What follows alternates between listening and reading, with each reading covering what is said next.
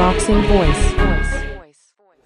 Here with Jessie Vargas, who is now being trained by the one and only Roy Clark Kent Superman Jones. Talk to us about how that marriage actually started to bubble and how you guys have gotten to this point.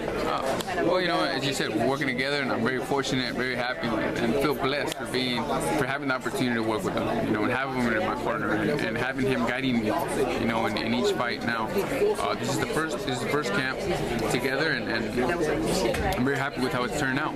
He's a man that has a lot of knowledge on the game, you know, and he explains things so well and goes into detail, into the perfection. So it's so easy to get the hang of his style or get the hang of what he's trying to explain to you. So, you know, with that, you know, it's helping me improve much more, and that's my ultimate goal, to give you a better fighter each time around. With each fight that you see Jessie Vargas, you're going to see a better Jessie Vargas. You know what I mean? That's my ultimate goal. Having him in my corner, that's the way it's going to be. Talk to us about the in-depth knowledge that he actually brings to you. He's not only an ex-fighter, or actually a still current fighter, he's actually training you, and he's also a commentator, so he analyzes pretty much everybody and anybody. What has he actually told you about Demarco that gives you more confidence to actually break this down and actually knock out Demarco, as you guaranteed that you will do? That's the reason I'm very thankful, because I know he's a busy man. As you said, he's a fighter. You know, he's one of the greatest. He's a commentator. You know, and now he's a trainer and other things as well. But very thankful for him to make the time to train me. You know, and showing me all that he knows. And not only that, but he's a student of the game. He studies it so well from A to Z. You know what I mean? He studies it, and he knows what he's talking about, and he knows how to describe each and every fighter. So he described them well to me, and we have a great game plan, and I plan on executing 22nd. You have a tough challenge in front of you in Antonio Demarco, but you've actually faced tougher opponents as well, and you've had bigger challenges, Josecito Lopez, many others. Explain to us why Demarco or what dynamic Demarco brings that other opponents haven't brought to you yet. Well, he's a strong fighter. He's strong. He's a lefty, you know, and he's Mexican. You can't ever rule a Mexican fighter out.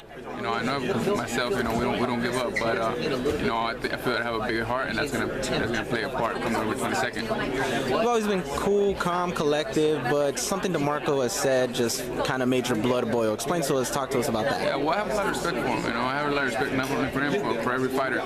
But you know, when someone doubts me or when someone says anything negative about me, especially not anyone, but the fighter that I'm going to be fighting, you know, the next fight, then I take it to heart, and I took it to heart, and I'm gonna take it out on him November 22nd. You don't know how much I want to get into that ring. You really don't. I have never wanted to get in the ring this much. You know what I mean?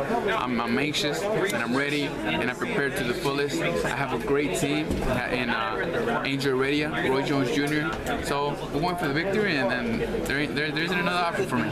Talk to us about going into the ring, the Venetian Macau, for the very first time. You're a local guy. You like Vegas. You like fighting in California, but you're going around the world for this fight. Talk to us about that. Yeah, it's something new. You know, it's gonna be something new for me, but I'm up for it.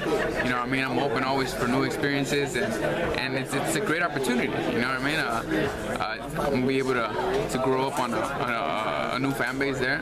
So it's pretty cool. I'm excited. I'm stoked, and I'm anxious to basically, to be honest, I'm anxious to get in the ring, the first bell to ring, and let's get it on, baby. You said it. You're about to open a new fan base over there. Speaking of that, I actually want to ask you a question about a comment you made a few weeks ago.